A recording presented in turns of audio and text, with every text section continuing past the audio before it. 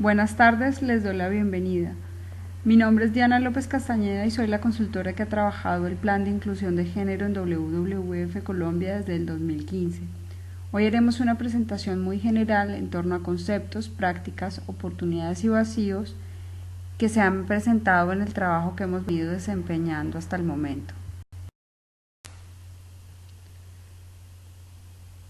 Así pues, la propuesta es iniciar con una aclaración muy básica en términos conceptuales, seguida con una ubicación del tema de género dentro de la política de WWF. Posteriormente presentaremos algunas de las prácticas que hasta el momento se han implementado, las oportunidades que hemos encontrado y los vacíos y retos que se nos presentan en el trabajo cotidiano. Finalmente estableceremos una comunicación vía Skype a fin de tener. Aunque suene reiterativo, lo más importante es establecer diferencias entre los conceptos de sexo y de género. El sexo es una categoría biológica basada en las diferencias fisiológicas entre machos y hembras, las cuales se entienden como opuestos binarios, inamovibles y naturales. El género es una categoría cambiante y contextual que se refiere a los roles, valores, expectativas y acciones culturalmente asignadas a lo masculino y que se construyen en oposición a la noción de lo femenino. Los seres humanos somos socializados dentro de normas de género que condicionan relaciones desiguales en cuanto a la valoración de las labores y acciones que hombres y mujeres desempeñan en diferentes contextos. Sin embargo, las relaciones de género están atravesadas por otra cantidad de elementos como la edad, la posición social, la clase, el nivel educativo o la pertenencia étnica, las cuales dan cuenta de relaciones desiguales de poder que se pueden cambiar. Teniendo en cuenta las anteriores definiciones, es importante resaltar que el sexo es una categoría descriptiva, mientras que el género es una categoría relacional que da cuenta de jerarquías de poder.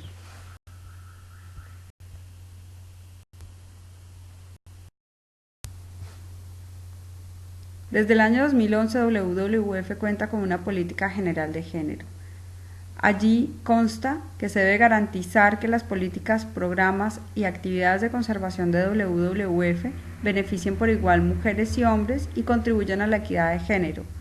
Este programa cuenta con unas consideraciones, unos compromisos, un área de trabajo conjunto, narra unos antecedentes y da cuenta de unos ejemplos. Toda esta información sirve para dar contexto a una serie de afirmaciones relacionadas con la forma en que se articula la problemática de género y la conservación. En este sentido, las decisiones sobre el uso de los recursos naturales están determinadas por estructuras sociales, políticas, económicas y culturales que varían en cada caso. A su vez, existen otras jerarquías sociales diferentes al género que condicionan la acción tanto individual como colectiva. Así como cada iniciativa de trabajo incorpora elementos contextuales relacionados con las actividades que inciden en el ambiente, por ejemplo, es el caso de cuando se emplea el enfoque étnico, una adecuada gestión debe tener en cuenta los diferentes roles, expectativas, oportunidades, obligaciones que cada grupo humano asigna a hombres, mujeres, niños y niñas. Tener en cuenta las diferencias de género en el trabajo de conservación permite tener una aproximación más efectiva de las acciones a desarrollar y abre un espacio a la participación más amplio y democrático.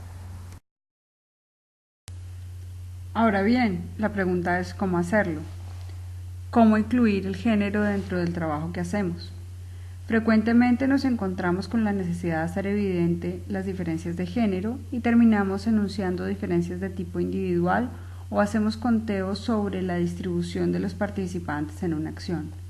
Sin embargo, el enfoque de género nos lleva a pensar de qué manera los roles, representaciones y estereotipos sobre lo femenino y lo masculino inciden en el ordenamiento del mundo y específicamente en temas que son de nuestro interés, como por ejemplo el manejo de los recursos naturales, los procesos de toma de decisiones, los cambios sociales que favorecen la conservación y las acciones socioculturalmente asignadas a cada sexo.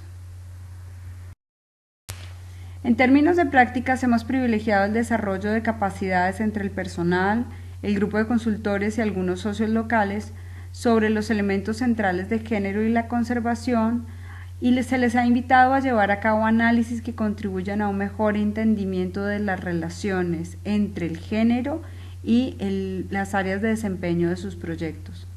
Así, en nuestra capacitación abordamos la división sexual del trabajo, que es la valoración diferencial que se da al trabajo productivo, por lo regular remunerado, frente al trabajo reproductivo, que es aquel que garantiza el sostenimiento de la vida cotidiana sin remuneración en la esfera privada y considerado parte del ámbito femenino. A su vez, tenemos en cuenta el trabajo comunitario, resorte de las intervenciones en conservación, que también se encuentra atravesado por las lógicas de poder, deber y capacidad. De manera complementaria, nos hacemos preguntas sobre el grado de empoderamiento individual y colectivo que cada intervención trae consigo. En este punto resulta clave los conceptos de condición, relacionado con las necesidades materiales, y posición, referente a los intereses estratégicos. Estos puntos resultan claves en la determinación de los alcances, metodologías y medios de verificación de las intervenciones. En el caso de Inírida, se ha visto que, por ejemplo, entre quienes capturan peces ornamentales hay hombres y mujeres que son el primer y más débil eslabón de la comercialización. Aquí su condición es de pobreza y su posición es de subordinación. El trabajo que actualmente se realiza va encaminado a potenciar la gestión local en el ordenamiento pesquero, teniendo en cuenta los roles diferenciales que hombres y mujeres juegan dentro de todo el proceso de captura, acopio y comercialización. Otra de las categorías en el análisis de género que hemos incluido dentro de nuestro marco son las diferencias que se dan en términos del acceso y el control sobre los recursos. Esta distinción nos permite entender las diferencias entre la capacidad de uso de un recurso, así como el disfrute de sus beneficios. Acceso significa uso y disfrute. Control tiene que ver con propiedad y decisión sobre los recursos y beneficio con la retribución económica, social, política, psicológica que se puede obtener de dicho recurso. Hombres y mujeres tienen sobre los recursos un acceso, un control y unos beneficios diferenciados en buena medida en términos inequitativos en razón de género y generación. Otro elemento importante es el proceso de toma de decisiones. Este es fundamental para comprender cómo se toman decisiones al interior de la familia, la comunidad y la organización, y de ver el papel de las relaciones de género dentro de estos procesos de deliberación. En el caso de Inírida, por ejemplo, hemos evidenciado que en términos de ordenamiento pesquero son pocas las mujeres jóvenes que realizan labores de pesca de especies ornamentales y su trabajo resulta poco valorado, teniendo de hecho poco acceso a los beneficios de la venta de los peces. A lo largo de los diagnósticos realizados anteriormente, también se hizo evidente que las mujeres tendían a pensar más en los beneficios comunitarios y a mediano plazo que los hombres, que privilegiaban la retribución inmediata y a título individual. Finalmente, otro elemento del que hemos echado mano para incluir dentro de las prácticas de desarrollo de capacidades es mirar la calidad de la participación.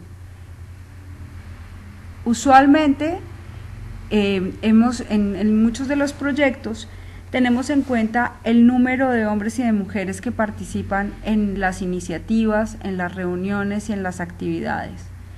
Sin embargo, uno a lo largo del tiempo nota diferencias en la calidad de la participación en términos de compromiso, efectividad y cambio social.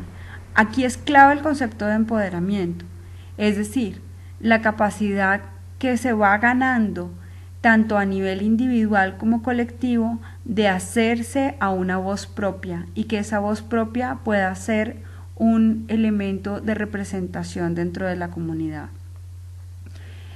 Llamamos calidad de la participación también a los cambios que se dan a lo largo de un proceso en términos de la capacidad de hacerse oír, de hacer respetar los compromisos y la forma en que las personas van ganando progresivamente un protagonismo frente a los procesos.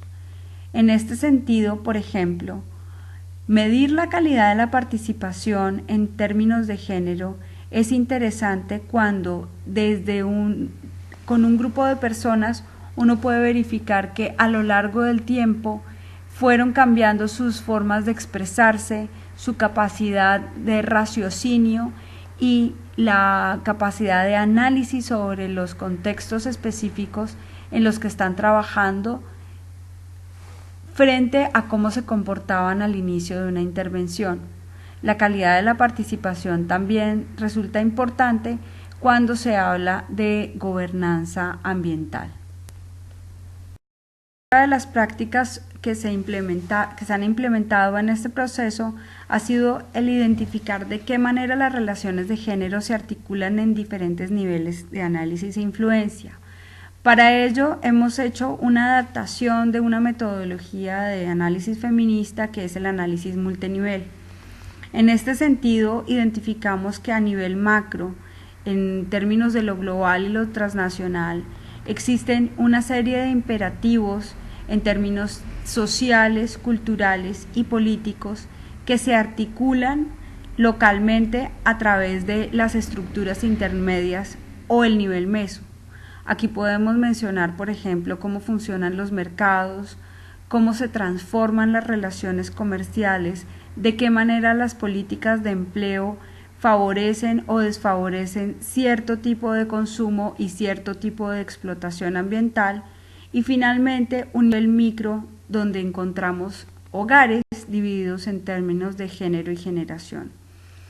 Usualmente para hacer análisis de género es mucho más fácil evidenciar las diferencias que se dan en términos de lo femenino y lo masculino cuando lo miramos dentro del pequeño espectro de los hogares.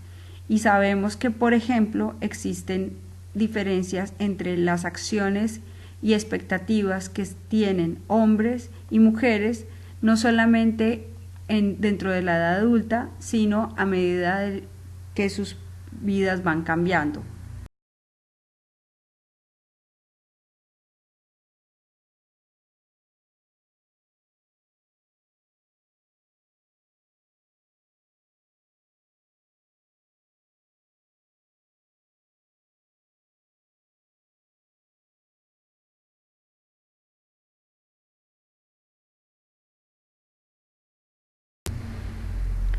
Ahora bien, el caso de Inírida provee un buen ejemplo de cómo el análisis multinivel se puede utilizar para tener análisis de género más completos. A nivel macro, se ubican los compromisos adquiridos tras la declaratoria del sitio Ramsar, la valoración de zonas protegidas y el atractivo en términos de turismo de aventura que zonas exóticas como esta atraen. Sin embargo, la valoración internacional del mercado del oro y su explotación en los ríos de la zona son una amenaza permanente tanto en términos de conservación como en calidad de vida de las personas que allí habitan. En el nivel intermedio encontramos una baja presencia de instituciones, con lo cual las labores de control y vigilancia deben ser asumidas por la población civil. A su vez, las estructuras de empleo y las relaciones interétnicas entre los diferentes grupos indígenas y campesinos dan cuenta de formas diferenciales de apropiación y manejo de los recursos. Finalmente, a nivel micro encontramos diferentes comunidades indígenas influenciadas diferencialmente por grupos religiosos, dentro de las cuales la estructura de toma de decisiones está en parte determinada por valoraciones colectivas, pero también por criterios individuales de los líderes que asumen frente a la comunidad. Allí, por ejemplo, se hace evidente que las mujeres jóvenes parecen estar relegadas a una posición de subordinación dentro de estructuras familiares paternas, de las cuales no es posible evadirse hasta que ellas constituyen su propio hogar. Las oportunidades. Contamos con un interés estratégico en incorporar el tema de género dentro de los programas y proyectos de WWF, un acompañamiento que se ha desarrollado hasta el momento con los proyectos en curso de Inírida, el proyecto de RIA y el JEF Chocó. Existe también una mayor demanda por parte de las contrapartes locales e internacionales de incluir el tema de género dentro de los proyectos y procesos, y además se han adelantado procesos de capacitación flexibles en la ciudad de Cali y también en los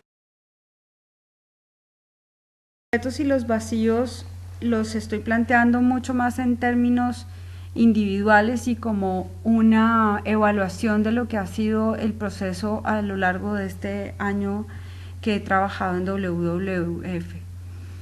Y estos retos y vacíos tienen que ver con preguntas sustanciales, no solamente en términos de género, sino en términos de acción social.